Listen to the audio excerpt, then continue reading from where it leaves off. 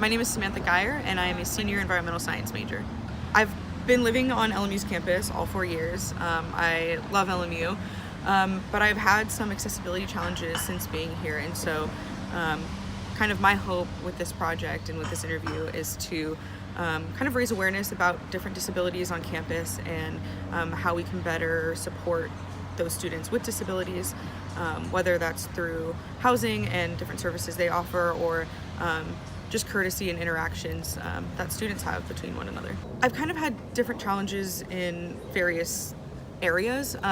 I chose LMU, one of the reasons I chose LMU was because of how accessible it was. So to LMU's credit, it's really doing a great job overall with the accessibility of the campus, access to elevators, and having a disability support services office. A lot of older campuses with ADA compliance don't actually have to update their buildings to be accessible if they were constructed prior to ADA being enforced. So LMU kind of having these newer buildings and being more updated. It was one of the flattest campuses that I visited when I was going to different schools. So really, like, that did play a role into me choosing LMU. But I would say some problems I've had have been related to parking. I got a car on campus my junior year, and the number of people that park in handicapped spaces or over the diagonal lines of handicapped spaces was really surprising, and can keep me from getting in and out of my vehicle because I have a ramp in my car. I would say carts being parked kind of where the sidewalk dips down, blocking where I can get on and off the sidewalk because I can't just step up on the curb. So things like maintenance carts being parked there. I've had challenges with housing. They've always eventually accommodated and made my room accessible, but there have been like delays and kind of I guess just questioning what my needs have been, and so I want students to feel like they can feel comfortable advocating for themselves, and that they'll be believed when they state what their needs are. DSS has been really great about making sure that my classes are all in accessible buildings. There are some buildings like Pereira, for example, that don't have elevators, but DSS has done a really good job about looking at my class schedule and allowing me to register for whatever I want to register for, and then they move the classroom after that if it's on the second floor of Pereira, for example. So DSS has done a great job there.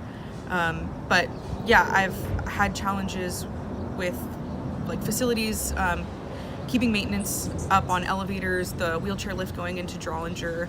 I've gotten stuck in a couple times and had to call facilities or public safety after hours to get me out of the lift when it's been broken. And even just parking my car down there and then realizing after I get out of my car that the lift isn't working, so having to get back into my vehicle and drive around and find a different parking spot. Things like that I would hope maybe in the future become more regular upkeep or a quicker response. And I don't know if you know Lorian Harrison Reyes. She lives in this building, but she has lupus and she uses a motorized scooter to get around for longer distances, and she's had issues too with the lifts being broken in elevators and getting stuck in them. So it's definitely not an isolated issue, and I really want it to be improved for other students that continue to go here. I really hate conflict. I'm a very non-confrontational person in general. I've been that kind of person that would get the wrong meal at a restaurant and not say anything just because I don't want to upset the waiter. So prior to college, I really didn't speak up for myself as much as I probably should have. But I think being in college just made me realize that if I don't do it, I can't expect anyone else to. And so I think trying to figure out the best way to go about it where it's not coming out of a place of anger or aggression, but really coming out of a place of education and wanting to, if you don't know someone who's in a wheelchair or has a disability or a chronic illness or whatever it may be, then you don't necessarily have that mindset, and you're not forced to deal with that every day and realize what accessibility challenges there are. So I know a lot of my friends have even told me, like, I didn't realize that these were problems, or now I go into buildings and notice that they're not accessible, where I would never have done that before. So I think just having the conversations and the dialogue about it is extremely important. I think there's a stigma associated with talking about disabilities and chronic illness, and I can't speak for everyone with a disability, and some people, don't want to talk about it, but personally, I view it as an educational opportunity, and the more we have these conversations, the more we avoid misunderstandings about what people's needs are. And I think it's much worse to assume what someone's needs are without asking than just having the conversation, even if it's a little bit awkward or uncomfortable.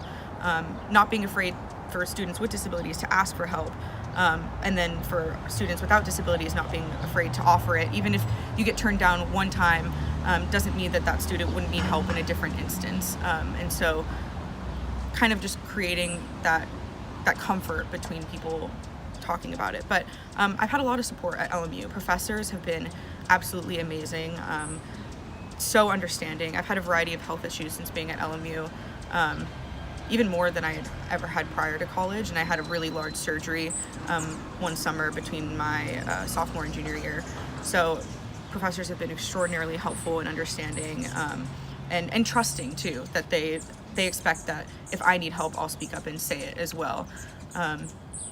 And I've had great help through student affairs, whether it's been people like Lorianne, who's like my case manager, who's really helped advocate for me, whether it's been DSS.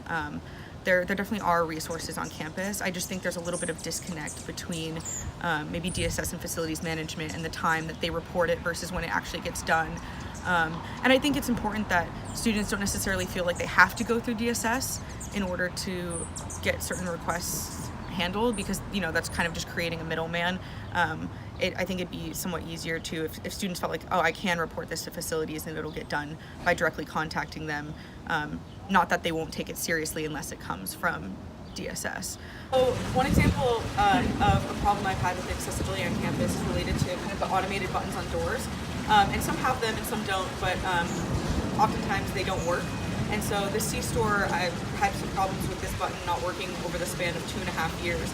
But I'm happy to say it finally got fixed. And so now it operates, and I'm able to carry groceries and bags on my lap in and out of here a lot more easily. So something as small as this really makes a huge difference in my functionality at LMU. So I think that there are definitely resources on campus for students with disabilities.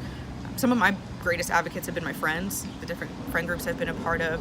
I think LMU is doing a great job about talking about mental health now, whereas there's stigmas associated with that as well. I go to SPS, and they've been a great resource for me. And so, yeah, I think there are a lot of resources on campus, and it does get frustrating.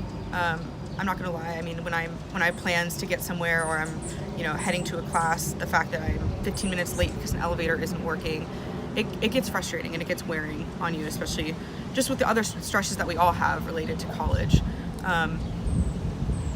But I want to be patient, and I want it to be an educational opportunity, because that's the way that we all learn and figure things out. But yeah, I've become more comfortable recently with advocating for myself, and I don't always look at it as advocating for myself as much as advocating for the future students at LMU. I mean, I'm a senior. I have one more semester because I'm finishing up some classes in the fall, but so a lot of these changes may not happen while I'm still here, but if I can get the ball rolling and make other students feel more comfortable that there's kind of been somewhat of a path paved for them to make those changes, then that's great, and that would make me extremely happy.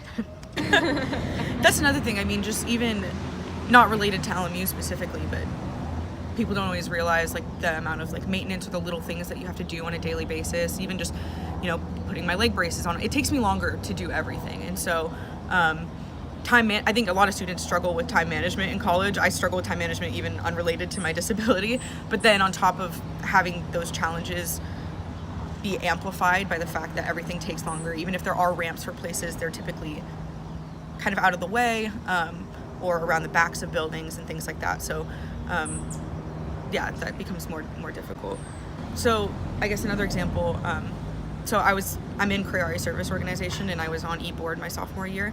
And so there's a place called the Clubhouse up in the CSA office that's only stairs to access that office. And so that's somewhere that I wasn't able to get to, and the conference room is up there too. So whenever I met with TK, We had to try and meet somewhere else on campus or find a location that wasn't always necessarily private to meet and discuss whatever we needed to talk about. But he spoke with the staff that worked there, and no one was willing to move their office upstairs so that there could be a conference room on the first floor.